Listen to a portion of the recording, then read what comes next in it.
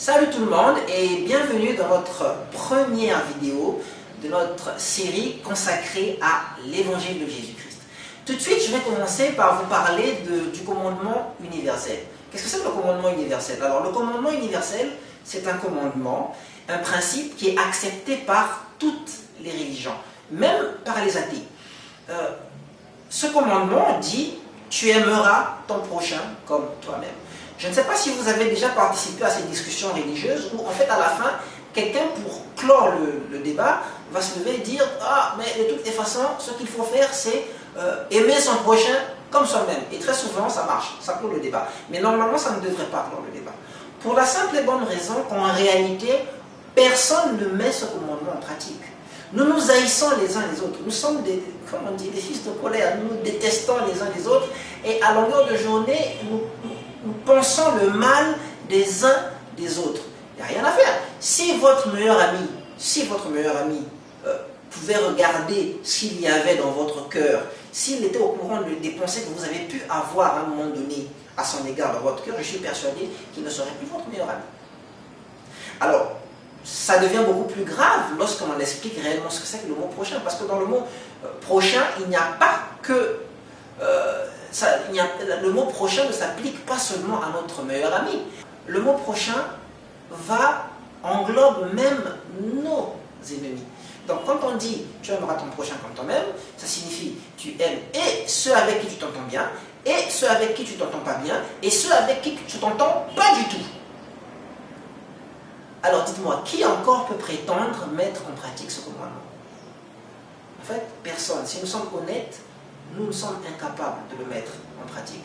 Et puis, il y a aussi que nous sommes esclaves du mal. Nous sommes des esclaves du mal. La preuve, c'est que lorsque nous prenons des résolutions de bien faire, je vais me montrer beaucoup plus sympa à l'égard de mes potes, je vais être un mari plus affectueux. 15 secondes plus tard, nous avons déjà commencé à avoir des mauvaises pensées dans notre cœur. En moins de 24 heures, c'est à peine si notre coup de poing n'a pas atterri sur le visage de notre femme ou de notre ami. Nous sommes incapables de tenir des résolutions positives, de bonnes résolutions. Nous sommes simplement incapables de le faire. Et très souvent, et c'est même notre style de vie normal, c'est que nous faisons le mal que nous ne voulons pas et nous ne pouvons pas faire le bien que nous voulons. Si vous êtes honnête avec vous et si vous êtes sincère, vous constaterez que c'est une réalité. Nous voulons faire du bien, c'est du mal qui en ressort. Nous voulons faire un peu de mal et ce que nous faisons est pire que ce que nous avions prévu. Mes amis, qu'est-ce qui se passe lorsque Dieu nous regarde du haut du ciel? Lorsqu'un Dieu pur, amour et parfait nous regarde du haut du ciel. Alors là, je ne vous parle même pas de l'autre commandement qui est associé à celui-là. Parce qu'il y a un autre commandement qui dit « Tu aimeras Dieu de tout ton cœur, de toute ton âme, de toutes tes forces et de toutes tes pensées. » Je n'en parle même pas, parce que si nous ne sommes pas capables déjà d'aimer les hommes que nous voyons, à plus forte raison, comment ferons-nous pour aimer Dieu que nous ne voyons pas, hein? Alors, qu'est-ce qui se passe dans le cœur de Dieu lorsqu'il nous voit? Parce que Dieu ne se contente pas seulement de voir les actes que nous posons.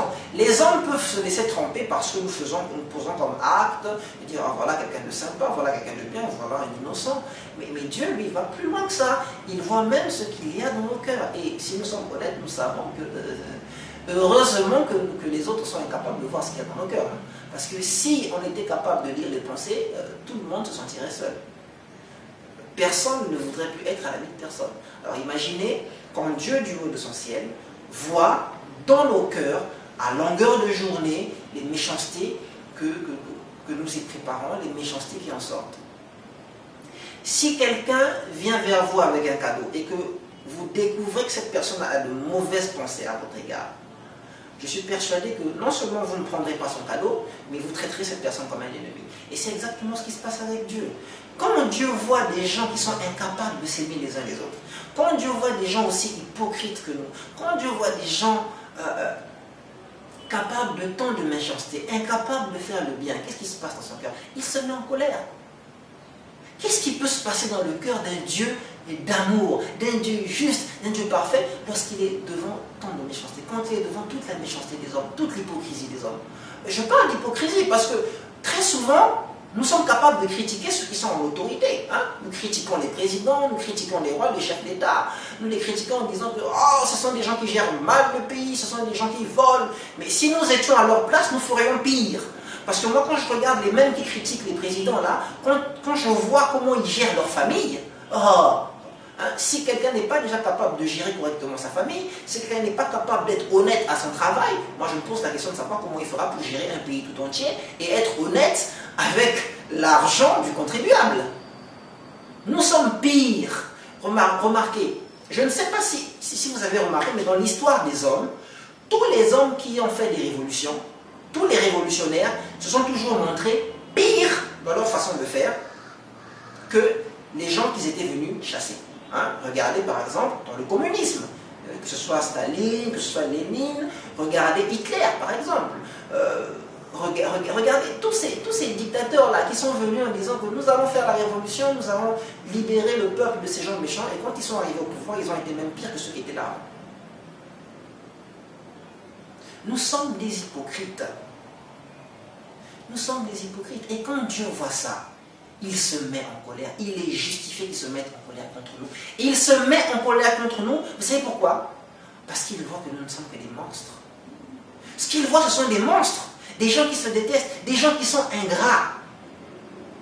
Parce que regardez ce qui se passe.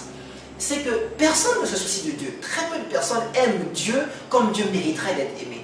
Pourtant, c'est lui qui fait tout le boulot. Le prochain encore, il ne fait rien. Le prochain, en général, il ne fait pas grand-chose pour nous.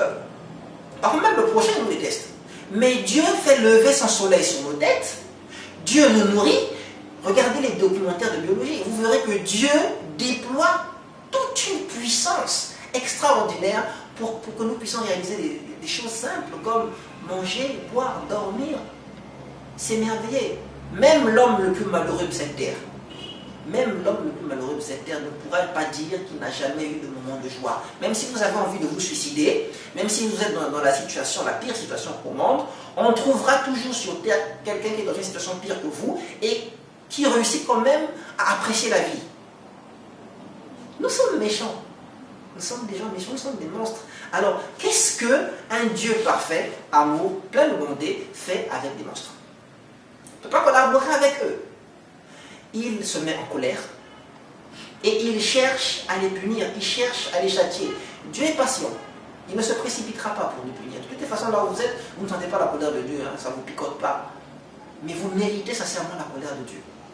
Et Dieu ne vous laissera jamais entrer dans son paradis. Non. Le meilleur endroit pour mettre des monstres, c'est l'enfer. Mes amis, nous méritons l'enfer parce que nous sommes des monstres. Nous sommes méchants. Et nous sommes hypocrites. Parce que nous ne voulons pas le reconnaître. Il y a cette chanson que les Français ont chantée, hein, on ira tous au paradis. Ça, c'est un mensonge. Cette chanson, c'est un mensonge qui est fait pour calmer la conscience des criminels que nous sommes. Nous n'irons pas tous au paradis. De toutes les façons, nous ne méritons pas d'aller au paradis. Le paradis ne mérite pas de recevoir des gens aussi méchants que nous. Le paradis ne mérite pas de recevoir des gens aussi ingrats que nous. Nous méritons l'enfer. S'il pouvait exister une puissance, quelque chose capable de nous sauver de l'enfer que nous méritons, il faudrait premièrement que cette puissance soit capable de nous transformer dans nos cœurs. Parce que tout part de nos cœurs. Nos mauvaises pensées, nos mauvais désirs, nos folies, nos méchancetés, tout part de nos cœurs. Il faudrait que cette puissance soit capable de transformer nos cœurs.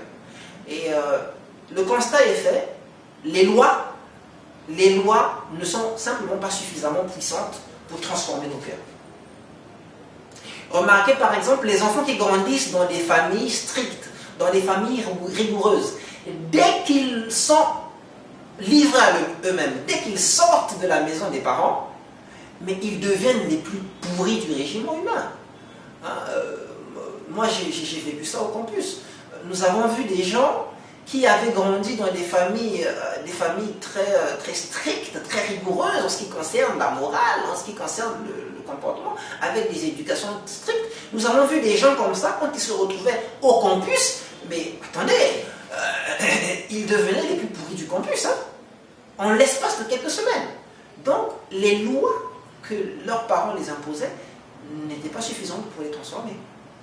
Les lois religieuses ne sont pas une puissance suffisante pour vous faire entrer dans le paradis, pour vous délivrer de l'enfer qui vous attend et que vous méritez, justement. Lève-toi chaque matin, chaque jour fais 5 prières. Chaque matin, fais ta prière. Chaque matin, fais de l'aumône. Fais ceci, fais cela. Tous ces commandements-là, toutes ces lois-là sont incapables de nous transformer intérieurement. Et donc, elles ne constituent pas une puissance pour nous amener au paradis et pour nous délivrer de l'enfer. Donc, ne comptez pas sur votre obéissance de la loi. Votre obéissance aux lois pour être sauvé. Je répète, les lois ne sont pas suffisamment puissantes pour changer le cœur de l'homme. De toutes les façons, les gouvernements européens ont fait l'expérience, les gouvernements du monde même ont fait l'expérience. Plus ils font de lois, plus les gens trouvent les moyens de contourner la loi. Bon, alors, donc, c'est simple, la loi, elle n'est pas une puissance suffisante pour nous délivrer de l'enfer que nous méritons. Alors, autre chose qu'une puissance devrait pouvoir faire pour nous délivrer de l'enfer, même si elle était capable de transformer nos cœurs, il faudrait que cette puissance soit capable aussi de nous préserver de la colère de Dieu. Parce que simplement, avec toutes les mauvaises choses que nous avons faites, avec toute notre ingratitude, nous avons accumulé dans le cœur de Dieu un trésor de colère. Dieu est en colère contre nous. Il est en colère contre nous. Et il ne peut pas simplement nous pardonner comme ça, sinon il sera complice de notre méchanceté. C'est un Dieu bon, un Dieu juste. Il doit faire justice. Il doit faire justice. Sinon, c'est un Dieu injuste. Et comment faire justice du monstre? Quel est le châtiment, quelle est la punition, quel est le traitement qui convient à des monstres de notre espèce? Je vous l'ai déjà dit, c'est l'enfer. Donc il faudrait que cette puissance de salut, pour nous sauver, soit capable de nous préserver de la colère de Dieu. Bon, je ne sais pas si vous connaissez un objet sur terre capable de nous préserver, de nous cacher, de nous protéger de la colère de Dieu. Si Dieu est en colère contre vous, vous êtes foutu, mon gars. Vous êtes foutu, vous êtes vraiment foutu. Parce que je ne sais pas, quoi, l'eau bénite? Vous allez boire l'eau bénite? Boire l'eau bénite, faire le chapelet, je ne sais pas moi, garder un gris-gris sur vous, là c'est encore pire parce que Dieu est en colère contre les gris-gris. Ça ne suffira pas pour vous préserver de la colère de Dieu. Vous cachez sous une montagne, ça ne suffira pas, la montagne peut tomber sur vous. Et même si vous vous suicidez de l'autre côté là-bas, quand vous devenez un esprit, on dit que Dieu est esprit. Donc il vous attend là-bas et là-bas ça sera encore pire. Donc même le suicide ne constitue pas une puissance capable de vous cacher de la colère de Dieu. Alors les amis, nous sommes, comme on dit, mal barrés. On est vraiment mal barrés. Alors, heureusement que Dieu, je vous ai dit tout à l'heure qu'il était bon, qu'il était juste. Dieu possède aussi un attribut, c'est la compassion, c'est la pitié.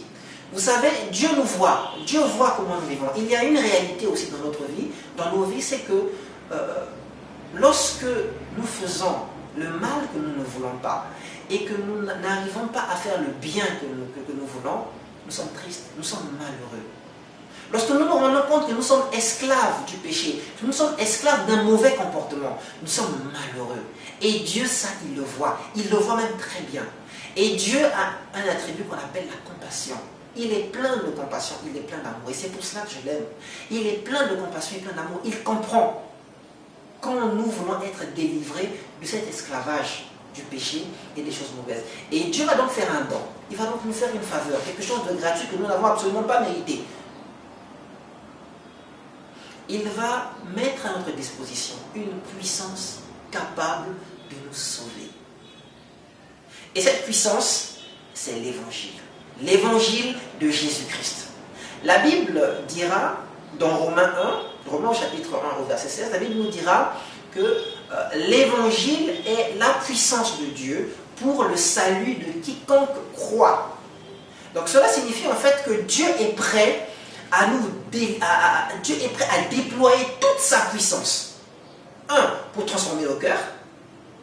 2, pour nous préserver de sa colère, sans se rendre complice de nos péchés.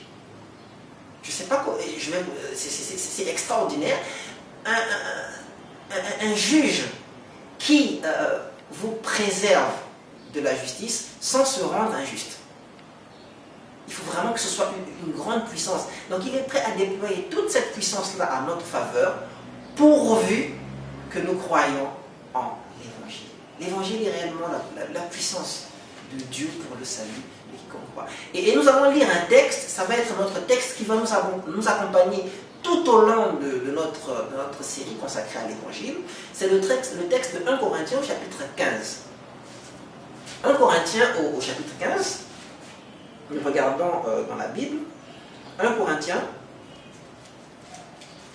au chapitre 15, nous commençons par lire les 2 premiers versets. « Je vous rappelle, frères, l'évangile que je vous ai annoncé, que vous avez reçu, dans lequel vous avez persévéré, et par lequel vous êtes sauvés, si vous le retenez dans les termes où je voulais annoncer. Autrement, vous auriez cru en vain. » Donc ici, Paul est en train de parler de l'évangile qu'il a annoncé aux Corinthiens, par lequel les Corinthiens sont sauvés, pourvu qu'ils le retiennent dans les termes où il leur a annoncé. Alors, ce texte nous montre effectivement aussi que l'évangile est puissance pour notre salut. Si nous voulons être sauvés, nous devons croire en l'évangile de Jésus-Christ, en l'évangile que les apôtres ont annoncé au début et au commencement de l'Église. L'évangile authentique que nous trouvons dans la Bible. Si vous croyez en un autre évangile qui n'est pas celui-là, vous ne pouvez pas être sauvé. Si vous rejetez l'évangile, vous ne pouvez pas être sauvé de l'enfer que vous méritez certainement.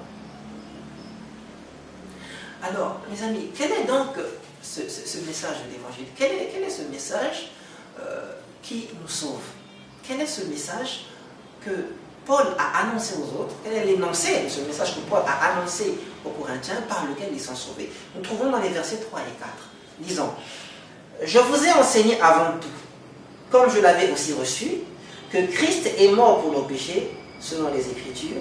Il a été enseveli et il est ressuscité le 3e jour, selon les Écritures. » Vous remarquez que Paul dit qu'il a annoncé comme il l'a reçu. L'évangile de Jésus-Christ n'est pas une invention des apôtres.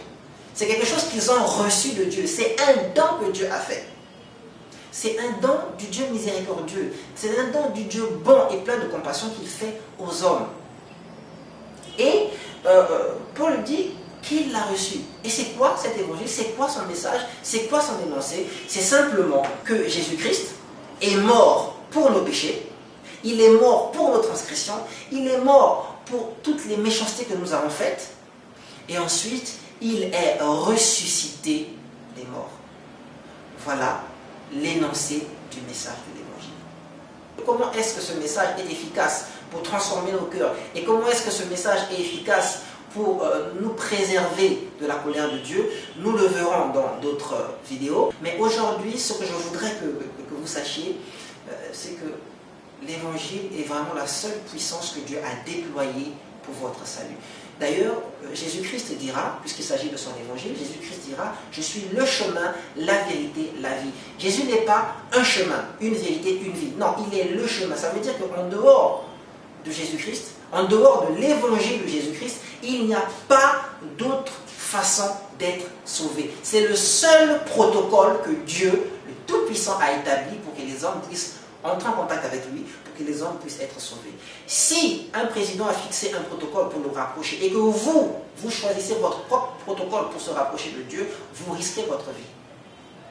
Donc l'évangile, c'est vraiment ce que Dieu a donné aux hommes pour que les hommes soient sauvés. Donc la meilleure chose que vous pouvez faire, c'est vraiment de croire en l'évangile. C'est le don de Dieu. C'est vraiment la preuve de son amour pour les hommes. Si vous rejetez l'évangile, vous rejetez l'amour de Dieu. Et quand on rejette l'amour d'un Dieu aussi bon que celui qui a créé le monde, que celui qui vous a donné la vie à laquelle vous vous accrochez, et qui a créé ces choses après lesquelles vous courez, même si vous voulez vous suicider, c'est vraiment la preuve que nous sommes un monstre, que nous avons atteint le comble de la méchanceté. Alors nous allons donc nous retrouver je vais donc vous dire au revoir, nous allons nous retrouver dans les prochaines vidéos pour voir plus en détail comment est-ce que cette puissance se déploie pour nous sauver de l'enfer. D'ici là, je vous souhaite de passer une bonne journée. J'espère que cet enseignement vous aura été bénéfique et je vous dis donc Au revoir et à la prochaine.